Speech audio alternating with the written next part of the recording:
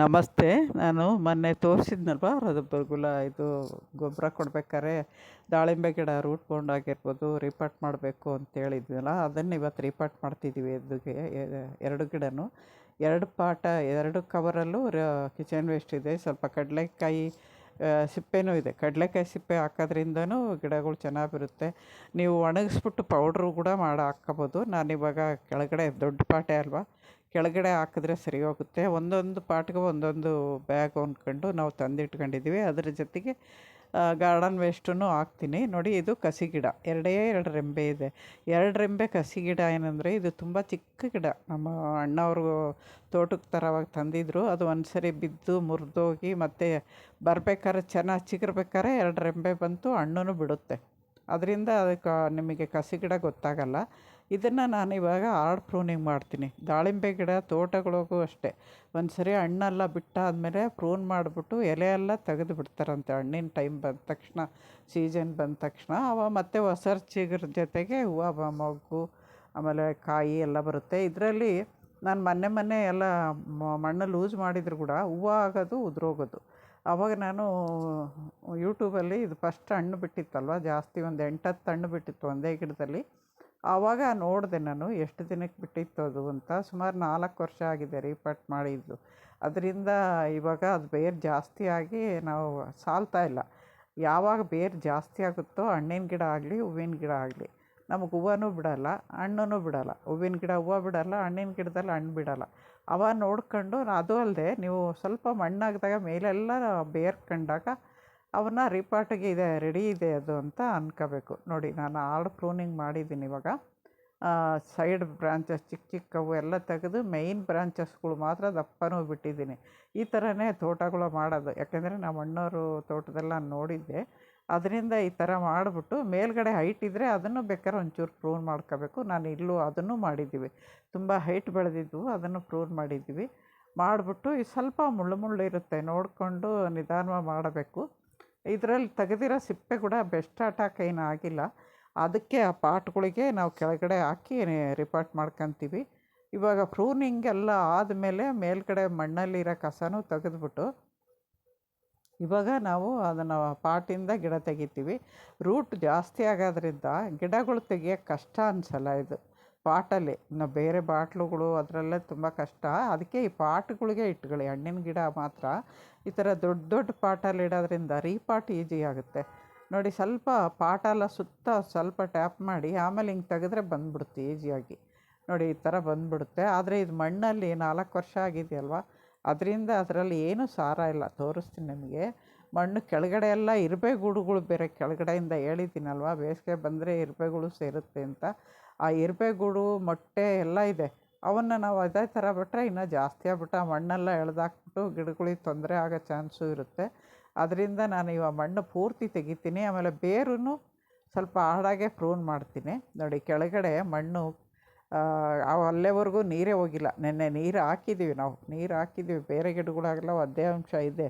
ಇದರಲ್ಲಿ ಕೆಳಗಡೆ ಒಣಗೋಗಿದೆ ಮಣ್ಣು. ಯಾಕೆಂದರೆ ಬೇರು ಜಾಸ್ತಿಯಾಗಿ ನೀರು ಕೆಳಗಡೆವರೆಗೂ ಹೋಗೇ ಇಲ್ಲ. ಅದು ಸೈಡಿಂದ ಓಲಲ್ಲಿ ಬಂದುಬಿಡುತ್ತೆ. ನಾವು ನೀರು ಹಾಕಿದ್ದೀವಿ ಅನ್ಕೊಂಬಿಡ್ತೀವಿ. ಪೂರ್ತಿ ಕೆಳಗಡೆ ಎಲ್ಲ ಬೇರಿಗೂ ತಲುಪಿರಲ್ಲ. ಬೇರು ಜಾಸ್ತಿ ಆದಾಗ ಇದು ಗೊತ್ತಾಗುತ್ತೆ ನಮಗೆ. ಅದರಿಂದ ನೀವು 2 ವರ್ಷಕ್ಕೊಂದು ಸರಿ ಮಾಡ್ಕೊಂಡ್ರೆ ಪರವಾಗಿಲ್ಲ. ನಾನು ತುಂಬ ದಿನ ಬಿಟ್ಟೆ ಅನಿಸುತ್ತೆ. 2 ವರ್ಷಕ್ಕೊಂದು ಸರಿ ಹಣ್ಣಿನ ಗಿಡ ರಿಪಟ್ ಮಾಡ್ಕೊಂಬಿಟ್ರೆ ನಮಗೆ ರೆಗ್ಯುಲರಾಗಿ ಅದರ ಟೈಮು ನಾವು ಹಣ್ಣು ತೊಗೋಬೋದು. ಇವಾಗ ನಾನು ತುಂಬ ದಿನ ಆಯ್ತಲ್ವ ಕಾಯ್ಬಿಟ್ಟು ಯಾಕೆ ಬರಲಿಲ್ಲ ಅಂತ ನೋಡಿ ರೂಟ್ ಮೊನ್ನೆ ಕ್ಲೀನ್ ಮಾಡುವಾಗ ನೋಡಿದರೆ ರೂಟ್ ಜಾಸ್ತಿ ಆಗಿತ್ತು. ನೋಡಿ, ಮಣ್ಣು ಇರುವೆಗಳು ಆ ಥರ ಮಾಡಿರೋದು, ಗೂಡು ಥರ ಕೆಳಗಡೆ ಕಪ್ಪಿರುವೆ. ಆಮೇಲೆ ವೈಟ್ ಕಾಣೋದೆಲ್ಲ ಇರುವೆಗಳು, ಮೊಟ್ಟೆಗಳು. ಅದಕ್ಕೆ ನಾನು ಆ ಮಣ್ಣು ಉಪಯೋಗಿಸಲ್ಲ. ಇವಾಗ ಸಪ್ರೇಟ್ ಎತ್ತಿಡ್ತೀವಿ. ಎತ್ತಿಟ್ಬಿಟ್ಟು 1-2 ದಿನ ಬಿಸಿಲಿಗೆ ಹಾಕಿ ಆಮೇಲೆ ಆ ಮಣ್ಣಿಗೆ ಏನೇನು ಸೇರಿಸ್ಬೇಕು ಸೇರಿಸಿ ಬೇರೆ ಗಿಡಗಳಿಗೆ ಯೂಸ್ ಮಾಡ್ಕೊತೀವಿ. ಇದ್ರಾಗಿರೋ ಮಣ್ಣೆಲ್ಲ ಪೂರ್ತಿ ತೆಗಿತೀವಿ. ತೆಗೆದ್ಬಿಟ್ಟು ಒಂದು ಬಕೆಟಿಗೆ ತುಂಬಿಡ್ತೀವಿ ನಾವು. ಇವಾಗ ಸದ್ಯಕ್ಕೆ ಬೇರೆ ಮಣ್ಣು ನಾವು ಮನೆಯಿಂದಾಗ ಕೆಲಸ ಮಾಡ್ತಾ ಇರೋದು ಅದೆಲ್ಲ ಮಣ್ಣು ಮಿಕ್ಕಿದೆಯಲ್ವ, ರಿಪಾಟ್ ಮಾಡೋವೆಲ್ಲ ಪಾಟ್ಗಳೆಲ್ಲ ಮಾಡಿದಾಗ ತುಂಬ ಮಣ್ಣು ಮಿಕ್ಕಿದೆ. ಸುಮಾರು 1-2 ಮೂಟೆ, ಒಂದು ಟಬ್ಬು ಚಿಕ್ಕದು, ಬ್ಲಾಕ್ ಟಬ್ಬು ಚಿಕ್ಕದಲ್ಲ, ತರಕಾರಿ ಹಾಕಿದ್ದೀನಲ್ಲ ಆ ಟಬ್ ತುಂಬ ಮಣ್ಣಿದೆ. ಆ ಮಣ್ಣು ನಾವು ಆಗಲೇ ಅದಕ್ಕೆಲ್ಲ ಬೇವಿನ ಹಿಂಡಿಯಿಂದ ಹಿಡಿದು ಪ್ರತಿಯೊಂದು ಬೆರೆಸೇ ತುಂಬಿಬಿಟ್ಟಿರೋದು. ಇವಾಗ ಆ ಮಣ್ಣು ಯೂಸ್ ಮಾಡ್ತೀನಿ. ನಾವು ಮಣ್ಣು ಆ ಥರ ಮೊದಲೇ ರೆಡಿ ಮಾಡಿ ಇಡೋದ್ರಿಂದ ನಮಗೆ ಈ ಥರ ರೀಪಾಟ್ ಮಾಡೋವಾಗ ಈಗ ಗಿಡದ ಮಣ್ಣು ಚೆನ್ನಾಗಿಲ್ಲ ಅಂದಾಗ ಆ ಮಣ್ಣು ನಮಗೆ ಯೂಸ್ ಬರುತ್ತೆ. ನೋಡಿ ಪೂರ್ತಿ ಬೇರು ತೆಗೆದಿದ್ದೀವಿ. ಬೇರು ಕೆಳಗಡೆ ಇಳಿಯೋಕ್ಕೆ ಜಾಗ ಇಲ್ಲದಾಗ ಮೇಲ್ಮುಖವಾಗಿ ಬೆಳೀತವೆ. ಇದರಲ್ಲೆಲ್ಲ ಬೇರೂ ಮೇಲ್ಮುಖವಾಗಿದ್ದಾವೆ. ನೀವು ನೋಡಿದ್ರೆ ಗಮನಿಸಿದ್ರೆ ಗೊತ್ತಾಗುತ್ತೆ. ಇವಾಗ ನಾನು ಫಸ್ಟು ಆ ಸಣ್ಣ ಸಣ್ಣ ಬೇರೆಲ್ಲ ತೆಗಿತೀವಿ. ಈ ಥರ ಚಿಕ್ಕ ಚಿಕ್ಕ ಬೇರು ಸೈಡಲ್ಲಿ ತೆಗಿತಾ ಬಂದಾಗ ನಮಗೆ ಎಷ್ಟು ಗಿಡ ಪ್ರೂನ್ ಮಾಡ್ಬೋದು ಅನ್ನೋದು, ಯಾವ ಟೈಪಲ್ಲಿ ಪ್ರೂನ್ ಮಾಡ್ಕೋಬೋದು ಅಂತ ಗೊತ್ತಾಗುತ್ತೆ. ನೋಡಿ ಫಸ್ಟು ನೀವು ಯಾವುದೇ ಆಗಲಿ ದೊಡ್ಡ ಬೇರಿಗೆ ಕೈ ಹಾಕಬೇಡಿ. ಚಿಕ್ಕ ಚಿಕ್ಕ ಬೇರು ಇರುತ್ತಲ್ಲ ಅವನ್ನೆಲ್ಲ ಕಟ್ ಮಾಡ್ಕೊಂಬನ್ನಿ. ಕಟ್ ಮಾಡ್ಕೊಂಬಂದಾಗ ನಮಗೆ ಗೊತ್ತಾಗುತ್ತೆ. ಗಿಡ ಪ್ರೂನಿಂಗ್ ಮಾಡ್ಬೇಕಾದ್ರೂ ಅಷ್ಟೇ, ನಾನು ಹೇಳಿದ್ದೀನಿ ದಾಸವಾಳ ಪ್ರೂನ್ ಮಾಡ್ಬೇಕಾದ್ರೆ ನಿಧಾನವಾಗಿ ಒಂದೊಂದು ಚೂರು ಕಟ್ ಮಾಡ್ಕೊಂಡಾಗ ಗಿಡಕ್ಕೆ ಶೇಪ್ ಕೊಡೋದು ನಮಗೆ ಗೊತ್ತಾಗುತ್ತೆ. ಮಾಡ್ತಾ ಮಾಡ್ತಾ ಎಲ್ಲ ಬರುತ್ತೆ. ಯಾರೂ ಮೊದಲಿಂದ ಕಲ್ತಿರಲ್ಲ. ಅದರಿಂದ ನೀವು ಮಾಡಿ ಪ್ರಯತ್ನ ಮಾಡಿದರೆ ಬಂದುಬಿಡುತ್ತೆ. ನೋಡಿ ಈ ಮಣ್ಣು ಬೇರೆ ಕಪ್ಪಗಿದೆ. ಅಲ್ಲಿ ಇರೋ ಬಕೆಟಲ್ಲಿ ನಾವು ಮಣ್ಣು ಇವಾಗ ತೆಗೆದಿರೋದು ತುಂಬಿಟ್ಟಿದ್ದೀವಿ. ಇವಾಗ ಪಾಟನ್ನು ರೆಡಿ ಮಾಡ್ತಾಯಿದ್ದೀನಿ. ಇದನ್ನು ನಾನು ಬಟ್ಟೆಯಲ್ಲಿ ಕೆಳಗಡೆ ಮೇಲೆ ಎಲ್ಲ ಕ್ಲೀನ್ ಮಾಡ್ಕೊಂಡಿದ್ದೀನಿ. ಮಾಡ್ಕೊಂಬಿಟ್ಟು ಓಲ್ಗೆ ಒಂದು ಟೈಲ್ಸ್ ಪೀಸ್ ಇಟ್ಟಿದ್ದೀನಿ. ಇಟ್ಬಿಟ್ಟು ಈ ಥರ ಮಣ್ಣು ಹಾಕ್ತಾಯಿದ್ದೀನಿ. ಸುಮಾರು 3 ಇಂಚು ಮಣ್ಣು ಹಾಕಿದ್ದೀವಿ. ಫಸ್ಟು ನೀವು ಗಾರ್ಡನ್ ವೇಸ್ಟ್ ಹಾಕಿ. ಸ್ವಲ್ಪ ಒಣಗಿದ್ರೆ ಇನ್ನೂ ಒಳ್ಳೆಯದು. ಸ್ವಲ್ಪ ತುಂಬ ಒಣಗೂ ಇಲ್ಲ, ತುಂಬ ಹಸಿ ಇಲ್ಲ. ಆಮೇಲೆ ಇದು ಸೌಗಂಧಿಕ ಪುಷ್ಪ ಬೇರೆಲ್ಲ ತೆಗೆದಿದ್ದೀವಿ, ಗೆಡ್ಡೆ ತೆಗೆದು. ಆ ಬೇರು ಕೂಡ ಇದಕ್ಕೆ ಹಾಕ್ತೀನಿ. ಕೊಳೆತ್ಬಿಟ್ಟು ಗೊಬ್ಬರ ಆಗುತ್ತೆ ಅದು ಕೂಡ. ಈ ಥರ ನಾವು ಏನೇ ಗಾರ್ಡನಲ್ಲಿ ವೇಸ್ಟ್ ಇದ್ರೂ, ಕಿಚನಲ್ಲಿ ವೇಸ್ಟ್ ಇದ್ರೂ ರೀಪಾಟ್ ಮಾಡೋವಾಗ ನಮಗೆ ತುಂಬ ಉಪಯೋಗ ಆಗುತ್ತೆ. ಸುಮಾರು 1-1.5 ವರ್ಷ ಆಯಿತು ಅನಿಸುತ್ತೆ ನಾನು ಮಣ್ಣು ತರಿಸಿಲ್ಲ. ಆಮೇಲೆ ನಾವು ಈ ಥರ ಗಾರ್ಡನ್ ವೇಸ್ಟ್ ಹಾಕ್ಬೇಕಾದ್ರೆ ಗೊತ್ತಿಲ್ಲದೋ ನಮಗೆ ಫಂಗಸ್ ಏನಾರು ಅಟ್ಯಾಕ್ ಆಗಿ ನಾವು ನೋಡದೆ ಹೋಗಿದ್ರೆ ಅನ್ನೋ ಬೈಕೆ ನಾವು ಫಂಗಸ್ ಪುಡಿ ಹಾಕಿದ್ದೀನಿ. ಫಂಗಸ್ ಪುಡಿ ಇಲ್ಲ ಅಂದರೆ ನೀವು ಅರಶಿನ, ಮನೇಲಿ ಅರಶಿನ ಇರುತ್ತಲ್ಲ ಅದು ಹಾಕ್ಕೊಂಡು ರೀಪಾಟ್ ಮಾಡ್ಕೋಬೋದು. ರೀಪಾಟ್ ಮಾಡ್ಬೇಕಾದ್ರೆ ಒಂಚೂರು ಅರಶಿನದ ಪುಡಿ ಹಾಕ್ಕೊಂಡ್ರೆ ನಮಗೆ ಫಂಗಸ್ ಆಗೋ ಚಾನ್ಸ್ ಇರೋಲ್ಲ. ಅದರಿಂದ ನೋಡಬೇಕು. ಆಮೇಲೆ ಬೇರಲ್ಲಿ ಏನಾದ್ರು ಗಂಟು ಇದ್ದರೆ ಅದನ್ನು ಗಮನಿಸಿ ಆ ಗಂಟಿರೋ ಭಾಗ ಎಷ್ಟೇ ಇದ್ದಾವೋ ಅಷ್ಟು ತೆಗಿಬೇಕು. ಆ ಗಂಟು ರೋಗ, ಆಮೇಲೆ ನಾನು ಹೇಳಿದ್ದೀನಿ ಗಂಟು ರೋಗ ಕಂಟ್ರೋಲ್ ಮಾಡೋಕ್ಕೆ ಸೆಪ್ಟೆಂಬರ್ ಅಕ್ಟೋಬರಲ್ಲಿ ಸೆಪ್ಟೆಂಬರಲ್ಲಿ ನಾವು ಚೆಂಡು ಹೂವಿನ ಗಿಡ ಹಾಕ್ಕೊಂಬಿಟ್ರೆ ಆ ಚೆಂಡು ಹೂವಿನ ಗಿಡ ವರ್ಷ ನಾವು ಗಿಡಗಳಲ್ಲಿ ಕೆಳಗಡೆ ಗೊಬ್ಬರ ಹೂವಿನ ಕಾಲ ಎಲ್ಲ ಆಗೋದ್ಮೇಲೆ ಆ ಗಿಡ ಕಟ್ ಮಾಡಿ ತೆಗಿತೀವಲ್ವ, ಹೂವು ಇದ್ದಾಗ ಅದ್ರ ಲಿಕ್ವಿಡ್ ಮಾಡಿ ಇಟ್ಕೋಬೋದು. ಅಥವಾ ರೆಂಬೆಗಳು ಕಟ್ ಮಾಡಿದಾಗ ನಮಗೆ ಆ ಥರ ರೋಗ ಇದೆ ಅಂತ ಪಾಟಲ್ಲಿ ಗೊತ್ತಾದಾಗ ಆ ಪಾಟಲ್ಲಿ ಕೆಳಗಡೆ ಈ ಥರ ವೇಸ್ಟ್ ಹಾಕಿ ಮಾಡ್ತೀವಲ್ಲ, ಹಂಗೆ ಮಾಡ್ಕೊಳ್ಳೋದ್ರಿಂದನೂ ಆ ರೋಗ ಕಂಟ್ರೋಲ್ ಆಗುತ್ತೆ.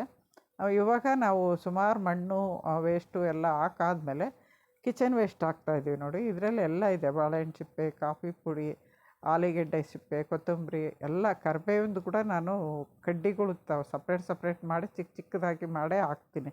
ಹಾಕ್ಬಿಟ್ಟು ಇವಾಗ ನಾವು ಇದನ್ನು ಮೇಲೆ ಕಲಸಿಟ್ಟಿರೋ ಮಣ್ಣು ಇದೆಯಲ್ಲ, ನೀವು ಮಣ್ಣು ನೋಡಿದ್ರೆ ಗೊತ್ತಾಗುತ್ತೆ ಕಲಸಿರೋದು ಎಷ್ಟು ಬಿಡಿ ಬಿಡಿಯಾಗಿದೆ.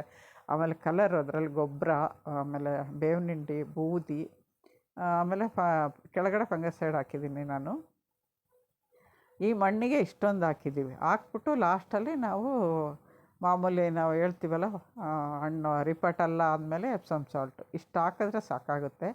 ನೀವು 1 kg ಚಿಕ್ಕ ಗಾರ್ಡನ್ ಇದೆ, ಬಾಲ್ಕನಿ ಗಾರ್ಡನ್ ಇದೆ ಅನ್ನೋರು 1 kg ತಂದಿಟ್ಕೊಳ್ಳಿ ಸಾಕು. ಈ ಥರ ತಗೊಂಬಂದು ರೀಪಾಟ್ ಮಾಡೋದ್ರಿಂದ ಗಿಡಗಳು ಚೆನ್ನಾಗಿ ಬೆಳೀತವೆ. ಬರೀ ನೀರು ಹಾಕೋದ್ರಿಂದ ಗಿಡಗಳಲ್ಲಿ ಹೂವು ಆಮೇಲೆ ಕಾಯೇ ಬಿಡಲ್ಲ. ತುಂಬ ಜನ ಹೇಳ್ತಾರೆ ನಮ್ಮ ಮನೇಲಿ ಇದು ಕಾಯಿ ಬಿಡ್ತಾಯಿಲ್ಲ, ನಿಮ್ಮ ಮನೇಲಿ ಹೂವು ಬಿಡ್ತಾಯಿಲ್ಲ ಅನ್ನೋದಕ್ಕೆ ಇದೇ ಕಾರಣ. ನಾನು ಹೇಳ್ತೀನಲ್ಲ, ಹೂವು ಬಿಟ್ಟಿಲ್ಲ, ಕಾಯಿ ಬಿಡ್ತಾಯಿಲ್ಲ, ಹೋದ ವರ್ಷ ಆ ಕಡೆ ವರ್ಷ ಬಿಟ್ಟಿತ್ತು ಅಂದಾಗ ನೀವು ಬೇರು ಗಮನಿಸ್ಕೊಳ್ಳಿ. ಬೇರು ಜಾಸ್ತಿ ಆದಾಗ ಪಾಪ ಅದಕ್ಕೂ ನಾವೇನೇ ಕೊಟ್ಟಿದ್ದು ಎನರ್ಜಿ ಬೇರುಗಳಿಗೆ ಸಿಗೋಲ್ಲ. ಅಷ್ಟು ಬೇರುಗಳಿಗೂ ಎನರ್ಜಿ ಕೊಡೋಕ್ಕೆ ಜಾಗನೂ ಇರೋಲ್ಲ ಅಲ್ಲಿ. ಅದರಿಂದ ಆ ಥರ ಮಾಡ್ಕೋಬೋದು. ನೋಡಿ ಇವಾಗ ನಾನು ಎಷ್ಟು ಕಟ್ ಮಾಡಿದ್ದೀನಿ ನೋಡಿ, ಇಷ್ಟು ಕಟ್ ಮಾಡಿದ್ದೀನಿ.